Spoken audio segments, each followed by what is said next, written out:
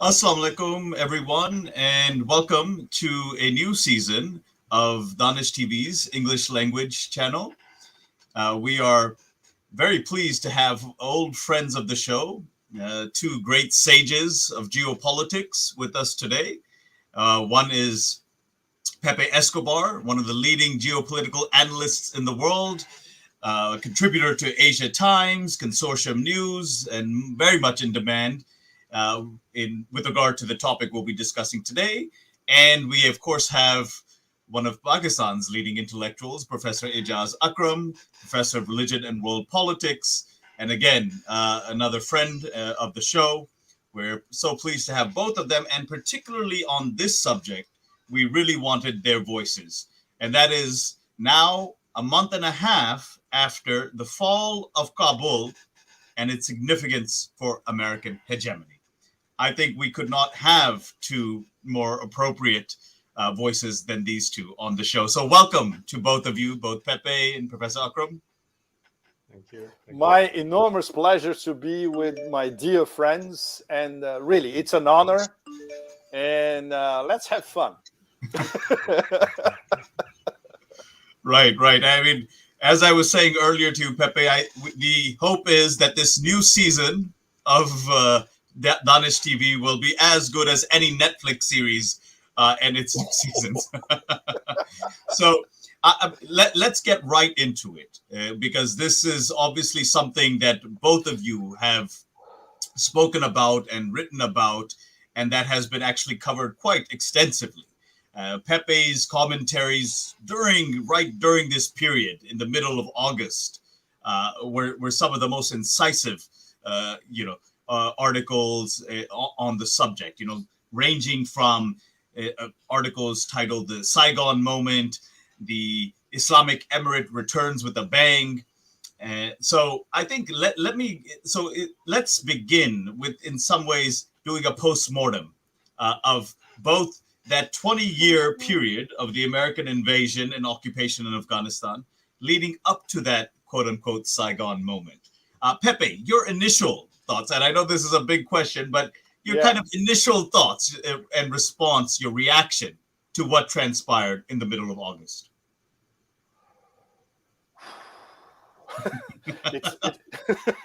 I know, because in a few minutes. You know the famous Hollywood mantra, nah? Do your pitch in 25 words. Yeah. In this case, it's absolutely impossible. Right.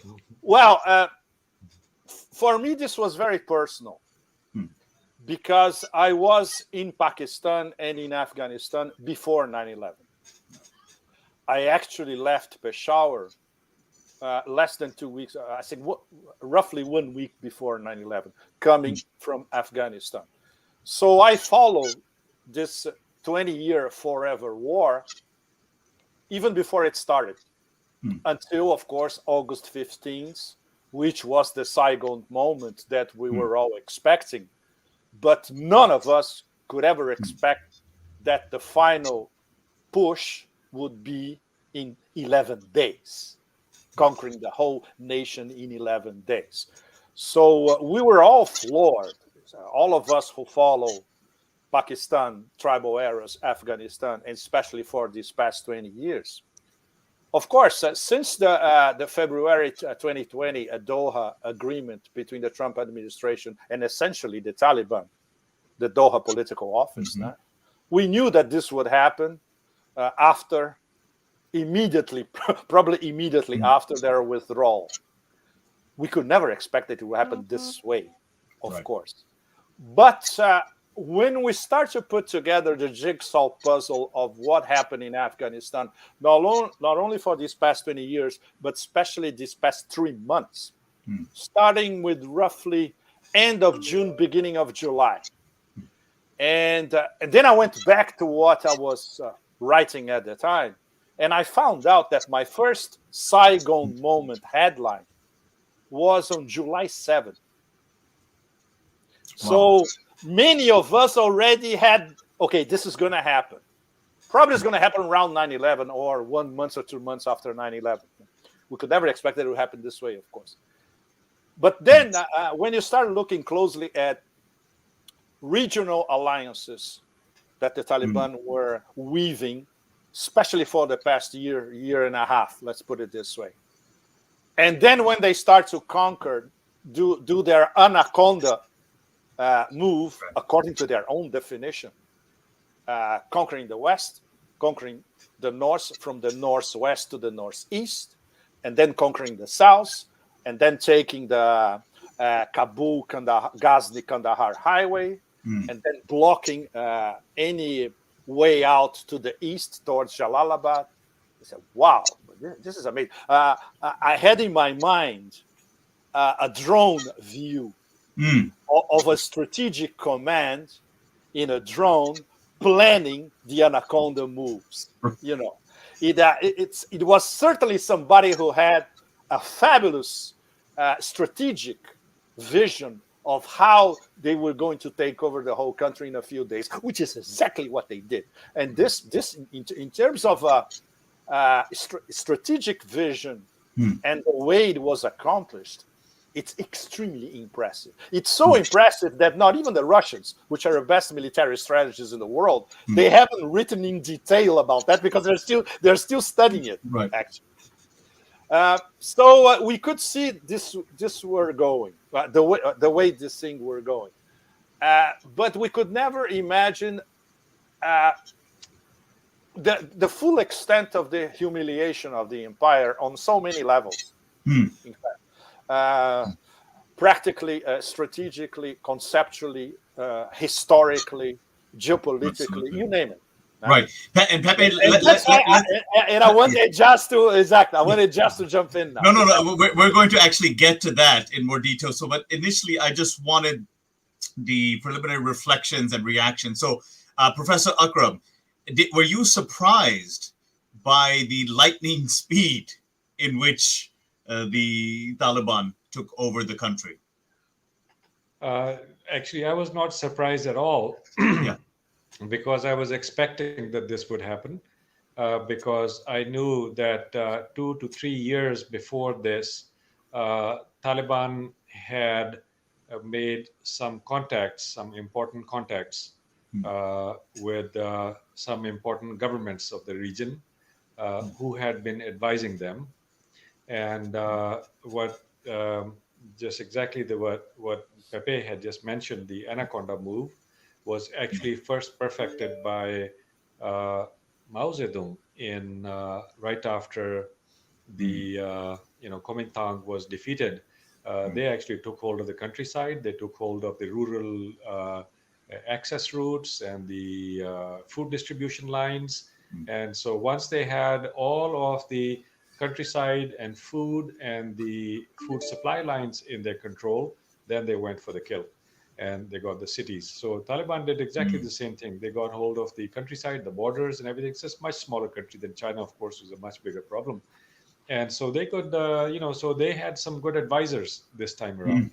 And so I think that this went really well for them. Second, the US also, intoxicated with its hubris, had become stupid this time around. So there was two things. The Taliban had become stronger and more wise and intelligent. They learned from their past mistakes. And US gradually became stupid over time. And their stupidity is so much more visible now that when you see Mark Milley and Lloyd Austin, all of the others testifying in front of the lawmakers, I mean, they look like jackasses. I'm sorry to use this word, because I don't have any other word to use, Right. But at the same time, I still wouldn't, despite their, stupidity, they're likely to become more dangerous and more ferocious now than before. If they were intelligent people, you could talk to them. Right. But since they are not displaying any wisdom and intelligence, it's very difficult to talk to them. And that manifested itself just, 2 hours ago. Zabiullah Mujahid, the spokesman of the Taliban, his house was bombed by ISIS and Daesh elements, maybe less than 2 hours ago.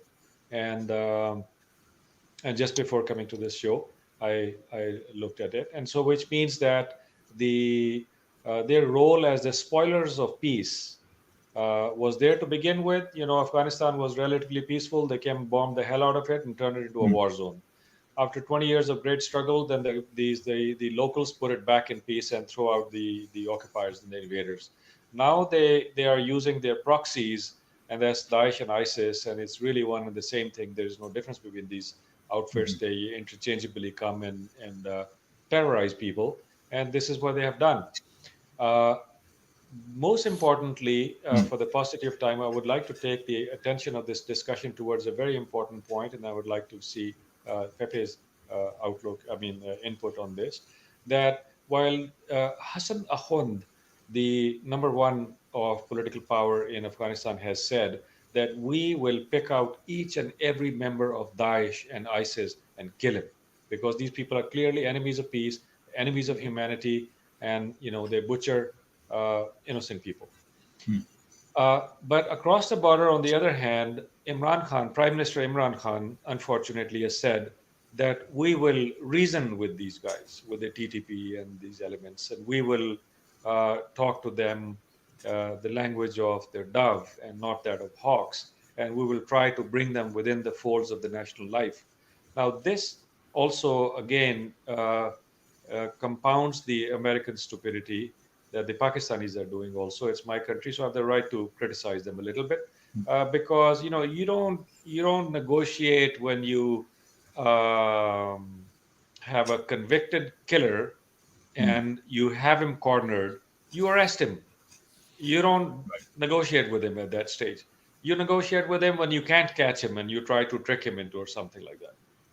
So this is something that I think the Pakistanis will end up paying a price for, because just as the Taliban now are cracking down on Daesh and the ISIS on the other side, the Pakistanis are allowing them to let loose so they can form the sleeper cells. And at a time when eventually the US and the Israelis get the Indians to attack Pakistan on the Eastern Front, which is not that far from now, looking at the troop buildup in Kashmir and the other regions, that's when they will unleash the sleeper cells and they create havoc for you. So I think that this is something that we need to look at. Absolutely. Just to follow up, Professor Akram, in a recent piece in an interview, in fact, with Pepe, you presented some very interesting ideas. One of the things that it raised, one of the issues, I think, revolves around the fact of the fairly peaceful way in which the Taliban ultimately, in these 11 days that Pepe was referring to, took over the country, granted general amnesty.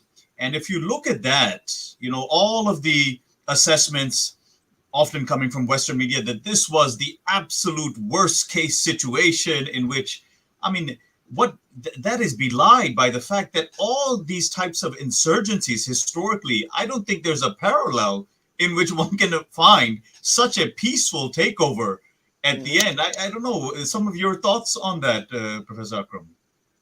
Yes, of course. Pepe and I actually, all thanks to Pepe, who actually proposed that this should be actually brought into light. What we were proposing in that is that if you look at when the republics are formed and states are formed, the one preponderant group claims a monopoly on the legitimate use of violence, and that's what we call the state making. And then it delegitimizes all the others. And so in the process, because the groups often fight each other, and the ones that are triumphant actually try to obliterate and decimate the others, so that nothing remains of that comes later on and threatens the body politic 10 years later or becomes a challenge for it. So to have a clear monopoly of the legitimate use of violence, you need only one group. But here, what the Taliban did actually is to forgive them all. Although I was not personally happy about that, because I thought that retribution is a better path to go. But obviously, they are much better Muslims than I am, obviously. So they went on the path of forgiveness. And so, but now we have a situation where the Taliban have to come and deal with that problem again, because the Tajiks are now hosting and giving refuge to those elements in Panjshir province that made the escape to Tajikistan, and with the help of Imam Ali, the ruler of Tajikistan for the last 40 years, who actually has, ruler socialized in Soviet ways, is willing to actually put up a fight with the Taliban. And I think this will be a grave mistake, and that could be the beginning of his end, because you can't rule beyond 40 or 45 years anyway. At some point, people will, the Chinese will at least come out and crush Tajikistan under the sheer economic weight that they possess. So, so I think that they need to be advised. I am aware that Prime Minister Imran Khan from Pakistan did make a phone call to Mamali and implored him to actually not go down the path of confrontation and allow them some time so they can engage in successful state making. So there, without the state, there is no instrument of order in society. So if you don't have a strong state, then you'll have ISIS, you'll have Daesh, you'll have TTP, you'll have all these people who will come and butcher and murder your children on the street. Right. So I think that this is something that the Taliban have to revisit. That to what extent are they still willing to provide amnesty to those elements that still harbor a lot of ill will and who still harbor violence in that region for them, and they don't mean peace. They never have. Because if you look at this is advice to my Pakistani friends, that if you want to make peace with the TTP and ISIS and Daesh type of elements inside Pakistan, remember that they had reneged each and every one of their earlier agreements from 2005 until 2013, and there were about 8 agreements that they reneged. So do they really need to try them one more time? I think this is a question. Right. Absolutely. No, thank you for that, Professor Akram. Pepe, before we head to the geopolitical significance of what happened, you have written extensively on the so-called resistance that is attempting to emerge, that is being engineered, particularly of Masood Jr. and from the Panjshir Valley. Of course, now we know that Masood Jr. has fled to Tajikistan. But Pepe, some reflections on your part on this so-called resistance and where it is at right now? Well, it's a fake resistance to start with. Right. It's directly linked to the CIA, MI6, and our Zionist non-partners. Everybody knows that. And a little bit of the French external intel service as well, the DGSE. And this I got straight from my Paris sources. I'm also a resident of France, unfortunately, in many cases. But at least you learn some stuff, right? So Masood, like his dad, he's extremely powerful in Brussels, at the European Parliament, in Paris, in London, etc. But it's amazing because the degree of popular appeal that he has in Europe is inversely proportionate to the degree of popular appeal he enjoys in Afghanistan. Right. It's absolutely fascinating. Masood's father is another story. When he went to the European Parliament, a few months before 9/11, in fact, he was received as a rock star. But he didn't get any extra help from the Europeans at the time. Zero. He was complaining that he was getting a little help from Iran and Russia, a little help indirectly from the Americans, and nothing from Europe. He continued to receive nothing from Europe. And that's exactly what's going to happen with Masood Jr., who, on top of having zero political qualifications, apart from studying international relations at City University, which is a third-rate university in England, right? And zero military prowess, unlike his dad, of course, who's respected by Pashtuns. The whole Pashtun spectrum respects Masood because he knows how absolutely brilliant he was as a military commander. And now, on top of it, he fled the country to Tajikistan with the guy, the 169 million guy, Amrullah Saleh. So, what kind of profile a guy like that has, apart from woke Europeans who know absolutely nothing about Afghanistan? So this is going nowhere. Right. Right. But what Ejaz just said about Emomali is very, very dangerous, the way I see it. Don't forget that geopolitically, advancing on your next question, in fact, but just a hint. The most important thing that happened after August 15th was the SCO meeting in Dushanbe, where the number one topic was Afghanistan, and the most important achievement was to incorporate Iran as a full member of the SCO. Everybody was sitting at the same table. Imran Khan, Ibrahim Raisi, Emomali, Wang Yi, everybody discussing Afghanistan. So we can imagine what did not leak from Dushanbe. What we infer is that there is an SCO consensus of preventing, especially ISIS-K, from getting their cells inside Afghanistan or in any of the neighbors, any of the stands, including Pakistan as well, of the neighbor. And this has the imprimatur of Russia and China. So this is very, very serious business. So I cannot imagine somebody like a second-rate player in this whole drama, Emomali, is going to go against it. The Chinese and the Russians are going to say, no way. This is our consensus at the SCO. We run the SCO, as all of you know. We don't have to tell you. And this is our consensus. No basis for any jihadi outfit in Afghanistan or around Afghanistan, including you, Tajikistan. Right. But this is very, very dangerous. And I would have a question for both of you, in fact. This is my question for Ejaz and Junaid, in fact. Would you say, but based on your on-the-ground experience, in fact, in Pakistan, that ISIS-K would have enough back and forth, easy movement between, let's say, eastern Afghanistan or parts of the tribal areas, North Waziristan, for instance, or to southern Tajikistan, to be a real threat against the new government in Kabul? Professor Akram, would you like to address that? Sure. Yes, I think that in the middle part, because now you see that the whole area that you just mentioned, so starting from Khyber and Bajor and the northern agencies, going to North Waziristan, South Waziristan, and then the Balochistan Pashtun part that borders Afghanistan. The Pakistani Baloch Pashtun part, Kila Saifullah, and all of those things, Quetta and stuff. So there is a fence here.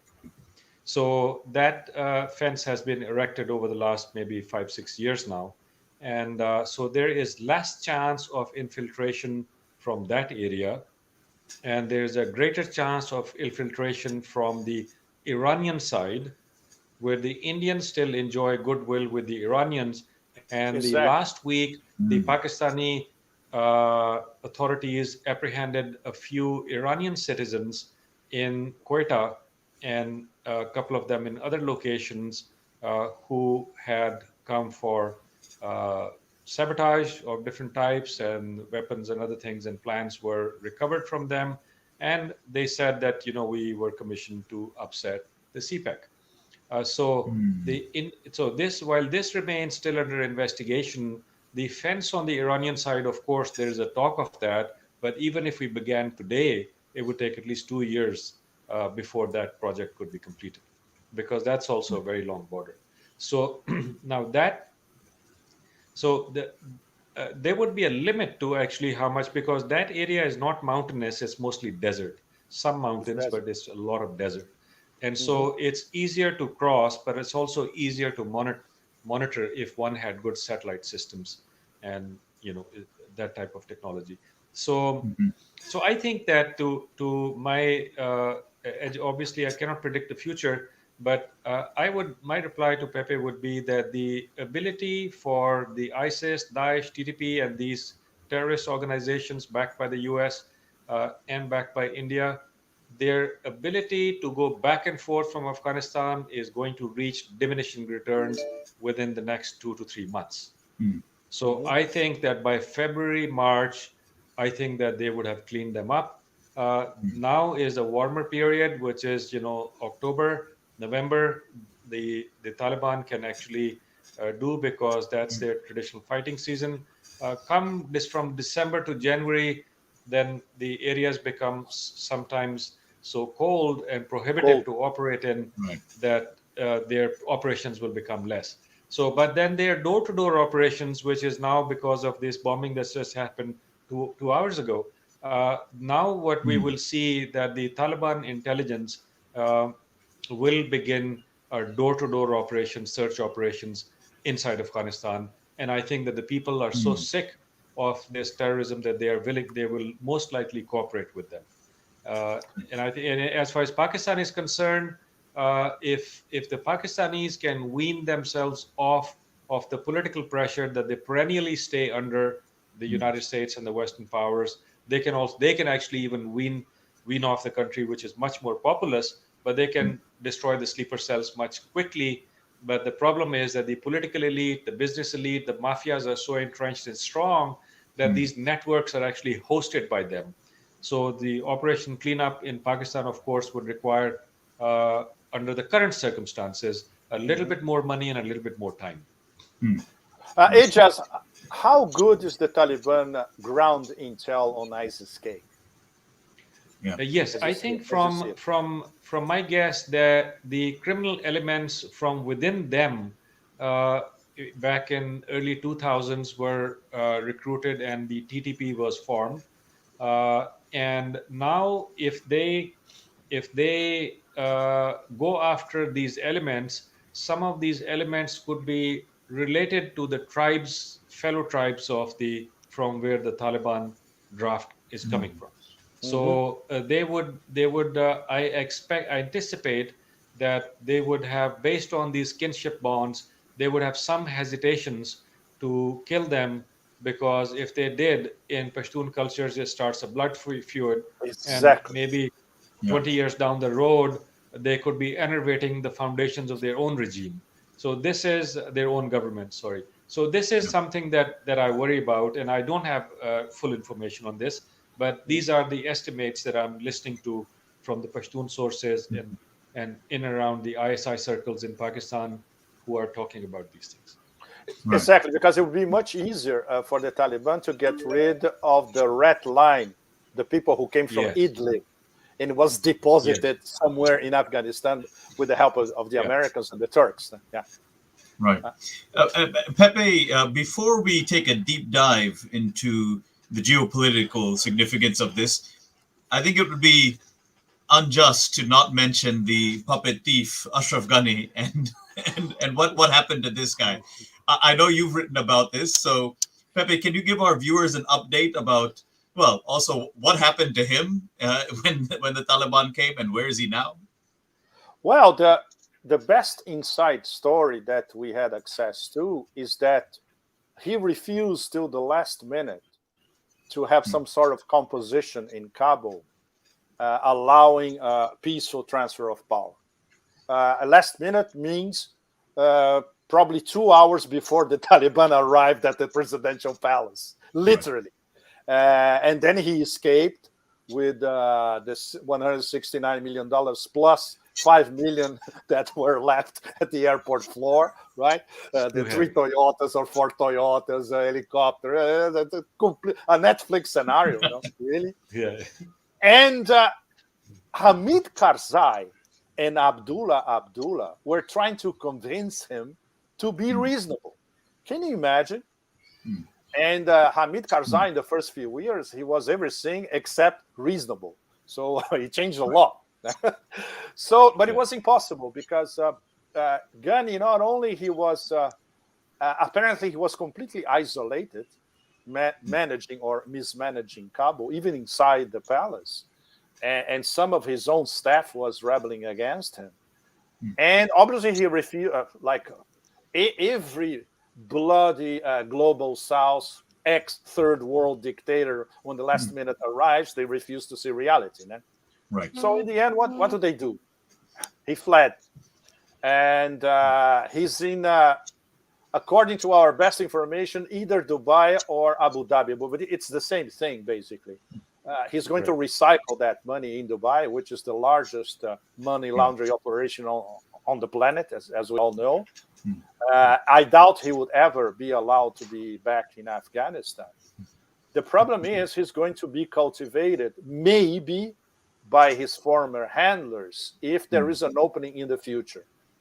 Don't forget that our friends in Langley and Company, some assets are disposable. Some assets you can leave them in the fridge for a while and resuscitate them later on, which may be what's going to happen with Ghani, with Saleh, and even Masood. Absolutely. No. And just before we end this post-mortem of what the U.S. Congress and Senate specifically is right now engaged, as Professor Akram was mentioning earlier, in its own post-mortem and putting on trial everything but the U.S. Venture itself and the U.S. military. Exactly. I mean, whether it's Pakistan, whether it's the Taliban, whether it's specifically poor Biden, and his the way he withdrew. But Professor Akram specifically, again, the mantra we've heard, even at this point, as Pepe was saying, the absurdity after the catastrophe, even right now, they're getting away with these hearings in which everyone is once again putting the blame on Pakistan and now wants to put sanctions on Pakistan, on Afghanistan. I mean, Professor Akram, what is your reaction to this? I think that Pakistanis are nearly not as bad as the Gulf Arabs, that if you threaten to take away their hamburgers and Pizza Hut, they would get a heart attack. But our political elite is, it's a little bit almost there. I mean, if you look at some of the high levels of conspicuous consumption amongst the very top of Pakistan, and if you threaten to take them away, they would have the same response as the Gulf Arabs. But the people can live without air conditioning for a while. They can live without hamburgers and stuff. So sensible course of action for Pakistanis should be to, first of all, default on their IMF and the World Bank loans. Then just don't keep FATF, Financial Task Force, on the tip of their shoe. And take some big actions which demonstrates to the Western powers that they are willing to actually take some very major decisions to preserve their autonomy and their national sovereignty. So if once the Americans or the Western powers in general are convinced that the Pakistanis are a do or die mission, their behavior will suddenly change.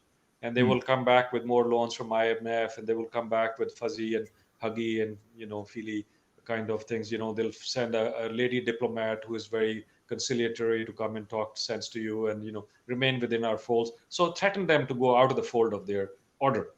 And so if you threaten them, and then what will be the consequences? You will start trading with directly with yuan, with RMB, maybe do barter with some essential countries. As long as you have the oil, agriculture, and water in your control, a country can stay alive. Your defense infrastructure in any way is supplied for by China, which is an autonomous country, and by Russia, which is also quite an autonomous country. So so I think that if the Pakistanis will eventually have to do that, if they keep on doing what they have done in the past, that they defy very successfully, and when they reach the critical mass and about to reap the benefits of their defiance, then suddenly they comply. And so that's something that it takes one step forward and two steps back. Right. Pepe, I mean, does it surprise you? I mean, isn't it remarkable that after this 20-year catastrophe, of course, as you point out correctly, it certainly wasn't a catastrophe for the military-industrial complex in the United States. But after, Americans seeing what has happened and the optics of this fall of Kabul, even now, there's no self-accounting of what they've done. And they can get away with putting the blame on poor Biden himself. Yeah. What do you think of this? Well, but that's the imperial logic in action. In fact, and if you Most of you have experience of living in DC or in Virginia, close to the centers of Right. power in the US. All of us who had this experience, we see from the inside how imperial logic works. The notion of the concept of self-reflection, or examining past mistakes and learning from them, is non-existent. And this applies to the Beltway, and it applies to financial elites in New York and the old aristocratic money in the East Coast. It's exactly the same. They are incapable of looking in the mirror and learning something about it. So we're not surprised at all. The only thing that they do is react in a Hollywoodish way, which is, let's find a fall guy. Right. And they are exactly in the middle of this process at the moment. There are many candidates. Right. There are two top military candidates, we all know, Milley and Austin, which are, according to some of my Beltway sources, old school. These guys do not even qualify as mediocre. And this is more or less a consensus among the old school, very pro operatives within the deep state. But let's see if there's enough momentum to get rid of these guys, which is not going to accomplish much, of course. And the other candidate to fall guy is Blinken, which is beyond the mediocre in terms of having a former speech writer for Biden when he was at House Foreign Relations Committee. Blinken is a mega mediocre functionary, and now he's the top American diplomat. It would be very easy to get rid of him. Right. They haven't done it yet because, of course, the people behind them are very powerful. It's the leadership of the Dems. Otherwise he would have been expelled a long time ago. So that's it. It's always a Hollywood plot. Let's find a fall guy. No, and you're absolutely right about Blinken. I mean, right from the get-go of this administration, you must remember the meeting in Alaska. Oh my God! Oh, yeah. I mean, no, he was eaten alive by Wang Yi. Yeah, and especially Jiang Jiexi. Né? Yes, Jiang Jiexi made a shark fin soup of Biden. The whole thing, the whole Biden thing became shark fin soup at that meeting. I mean, to echo Professor Akram, I mean, only a pure imbecilic empire will behave in such a manner. I mean, exactly. There's no question. So, with our remaining time, let's get into the geopolitical significance. Now, Pepe, you called what happened in Kabul more than a month and a half ago the most important geopolitical development in the 21st century after 9/11. And you in fact also said, very interestingly, that the images, the optics of what happened in Kabul when the Taliban came, in fact, are more geopolitically significant than the Twin Towers. Yes. Elaborate on that, Pepe. What did you mean? Because don't forget that we spent the whole 21st century practically living under the shadow of the war on terror, which was not a war on terror. It was a war of terror against a few outfits who were designed as terrorists. And some of them were not. Case of the Taliban. They conflated Taliban with Al-Qaeda. So it was on terror. And terror was Taliban and Al-Qaeda. But they couldn't even explain that to their own internal audience. Right. So everything was terror. So in fact, the best explanation is still W's explanation. You're either with us or against us. Right. So everybody who was against drinking a can of Coke was, by definition, a terrorist. So this once again, this is the Hollywoodish imperial logic at work. So all of us who've been following the war on terror since day one or since day -1, which was many of us, my case as well, many other analysts, we could tell by 2000 and, in fact, after the invasion of Iraq in 2003, we could tell by the first months after the bombing and occupation of Iraq, that the whole forever war on terror thing was collapsing. It could take a few more months, a few more years. It could take the next decade, which was the case. Now it took the next decade as well.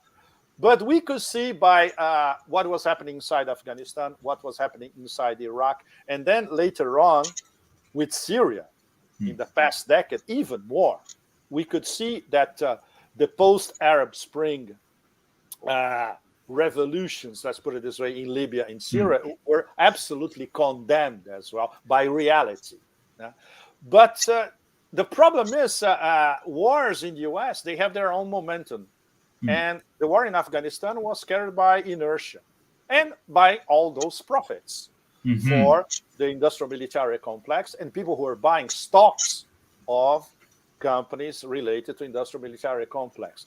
But there was never, from an American point of view, and I'm talking in terms of their so-called foreign policy elites, any serious discussion of merit about what the war on terror was about. In fact, it was redesignated by Obama in the beginning. Do you remember that Obama, right at the beginning, he coined a new acronym for the war on terror? It was OCO, Overseas Contingency Operations. Nobody remembers this anymore. Right. But this was the actual official terminology of the war on terror in the beginning of the 2010s. Right. This is like the old rapid deployment of the 19 which of course then became basically the GCC under American tutelage. Right. But in fact, I didn't answer your question, Junaid. I can give you a Hollywood minus 25 word. Only if it includes John Rambo. Exactly. Kabul, August 15th, destroyed the war on terror on that day. Just 20 years of narrative imploded in one day in Kabul, essentially. Right. Professor Akram, taking a longue durée perspective on what happened in Afghanistan after 20 years of this narrative of the war on terror, what does it mean for American hegemony today in the world? The great powers will always wax and wane. They come about and they decline. So no power will stay permanently powerful, say, for thousands of years. And as we look at when we approach the later history of humanity, if you look at George Modelsky and the long cycles, the frequency and the intensity of wars becomes greater and greater, and the length of the empires who partake in the process of injustice also becomes shorter and shorter. So if British Empire, lasted properly from 19th century and 20th century, and then, mid 20th century, it waned.